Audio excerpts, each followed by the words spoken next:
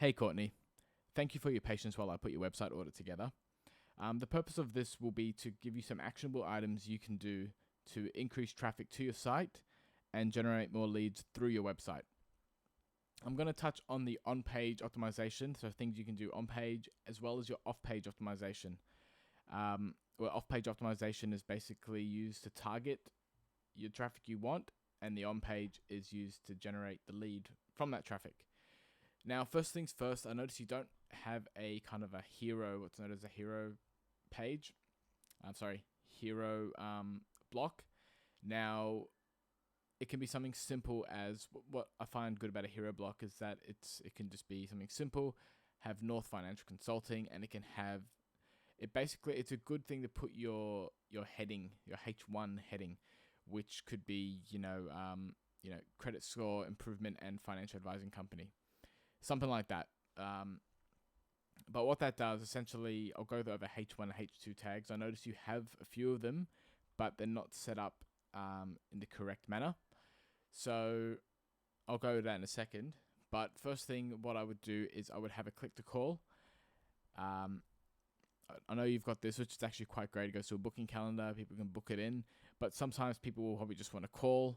I would have a button underneath for click to call, because keep in mind a lot of people are viewing on a mobile, so a lot of them aren't going to really be booking a calendar through their phone. They just want someone to call and maybe it's more information, and which could help drive the lead. So obviously this isn't exactly how it will look on the mobile, but on mobile it looks okay, which is good. So optimized for mobile, which is fine. Look, in terms of design, the website's not the greatest in terms of design, but it doesn't matter. What matters is that you're actually generating leads through it. And one big thing I'm noticing is that you don't have a location or where you're based anywhere on your site. And that's a big thing in terms of ranking, because you kind of want people in where you are to find your site and get in touch with you for your services. Now, if you don't have your location anywhere on your site, how the search engines aren't going to be able to actually locate your site, and they're not going to be able to place it in the relevant, place where it should be.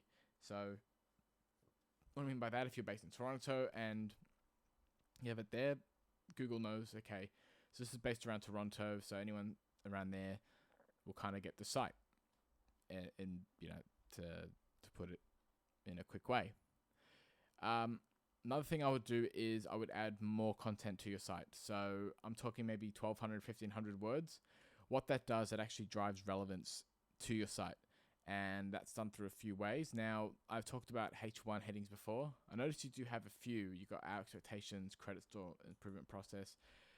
I would make these H2. Not so much that one, but I make this H2. The purpose of a H1 tag is essentially the headline for your site.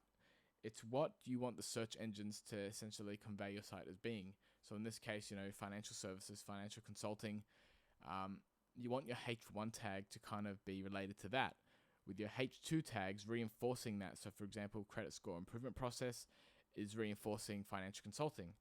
And then your text should be, again, reinforcing that. So credit analysis, dispute and build, view results.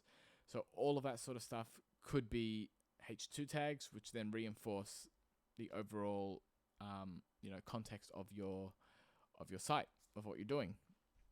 So yeah, more content, click to call, fix up your H1 tags, and that should help as well. So, and again, big thing, location. Put your location in here.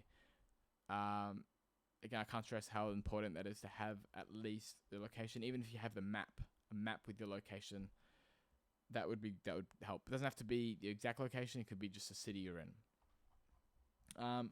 Now, apart from content, another thing that Google likes is trust and authority.